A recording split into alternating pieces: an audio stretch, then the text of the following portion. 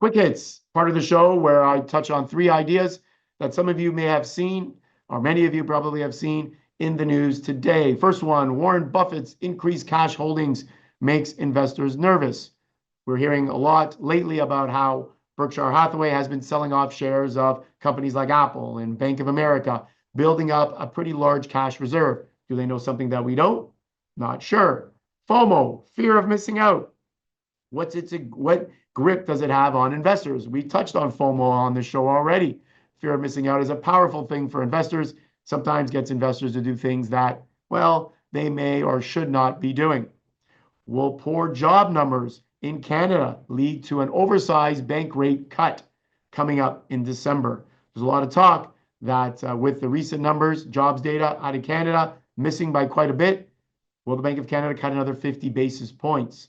Well, I think that is a very big possibility. So let's talk about the first one, Warren Buffett.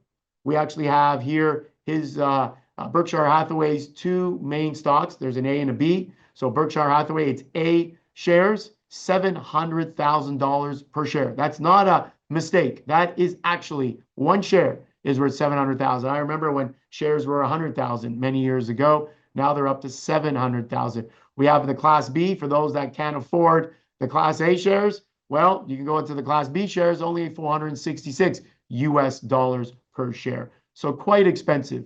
And as we said, or as the headline says, right now Berkshire is accumulating cash, selling off shares. I think they're doing it for two reasons. One, Warren Buffett is sort of stepping away from the business, and I think he wants to leave behind a lot of cash so that the new individuals that are going to run the company can make changes. I also think that Berkshire is a value business. They are a value shop, as we would say. So they're looking for value. And right now, values are a little stretched. So they're taking profits and they're not putting as much money to work. So I think in two ways, for those two reasons, that Berkshire is accumulating cash. I don't think investors need to be too nervous about it, although it is a sign, in my opinion, that valuations and the overall stock market is starting to be a little bit stretched. Next quick hit, FOMO, fear of missing out. When you combine fear of missing out with our old acronym that we haven't talked about in a while, TINA, there is no alternative to the stock market.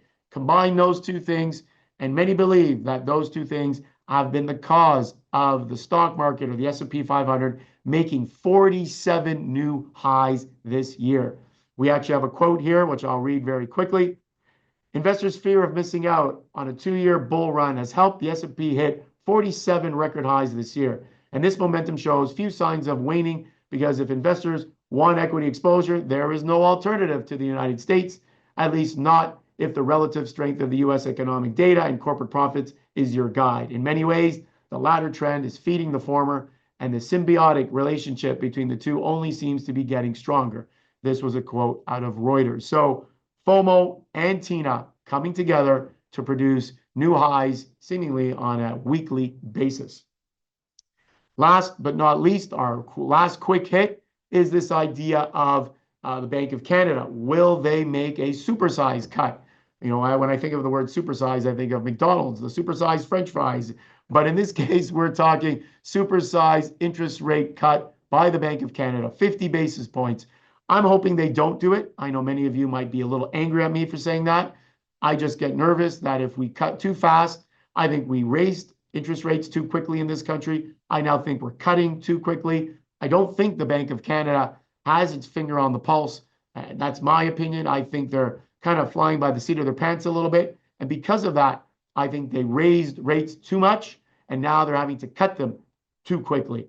And, I definitely call into question what the Bank of Canada has going on or what they're thinking.